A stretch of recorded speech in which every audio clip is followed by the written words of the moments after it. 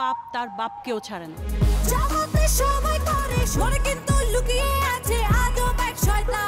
ঢাকাই সিনেমার নবাগত অভিনেত্রী জাকিয়া কামাল মুন সম্প্রতি তার দায়ের করা প্রতারণার মামলায় প্রযোজনা সংস্থা জাজ মাল্টিমিডিয়ার পরিচালক আব্দুল আজিজের বিরুদ্ধে গ্রেপ্তারি পরোয়ানা জারি করা হয়েছে। রোববার 23 ফেব্রুয়ারি ঢাকার মেট্রোপলিটন ম্যাজিস্ট্রেট মোহাম্মদ এহসানুল ইসলাম এই আদেশ দেন। মানুষের টাকা থাকলে যে রুচি থাকে না তার প্রমাণ তুমি। এর আগে 2024 সালে 23 মে চিত্রনায়িকা জাকিয়া কামাল মুন বাদী হয়ে আব্দুল আজিজের বিরুদ্ধে মামলাটি করেন।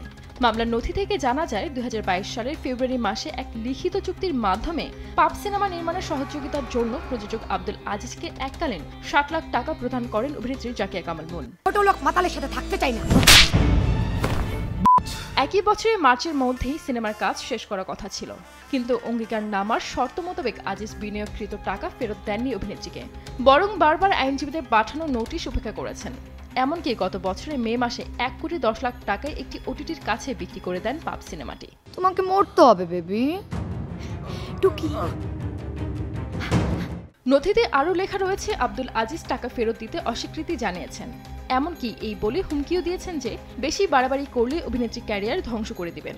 আমি যখন মিনিস্কার্টে এদিক ওদিক হাঁটি, চায়ের কাপে রাখতে হয় না ভুল করেও হাত। 2023 সালে 22 এপ্রিল প্রেক্ষাগৃহে মুক্তি পায় জাকিয়া মুন অভিনীত সিনেমা পাপ। জাজ মাল্টিমিডিয়ার ব্যানারে তৈরি এই সিনেমাতে তিনি জিয়াউল রোশনের বিপরীতে অভিনয় করেছেন।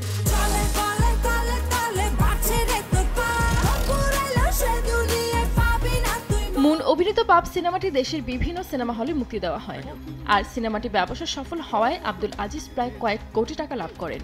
অভিনেত্রীর মতে একই প্রতিষ্ঠানের আরও দুটি সিনেমাতে তার অভিনয় করার কথা ছিল। সিনেমা দুটির মধ্যে একটি পাপ 2, অন্যটি বিলবোর্ড সুন্দরী।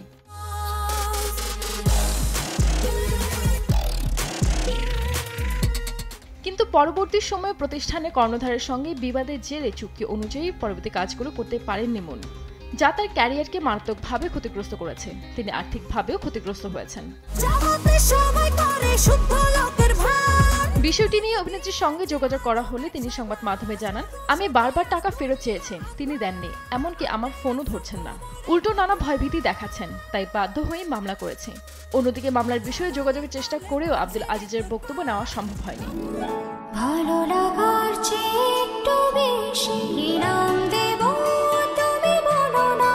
2012 সালে প্রথম মুক্তি পায় জাজ মাল্টিমিডিয়ার বানানো সিনেমা ভালোবাসার রং।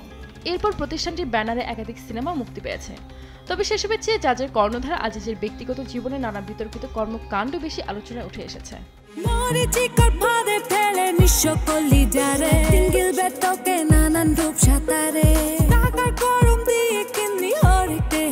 সঞ্জিত আক্তার, দেশ টিভি।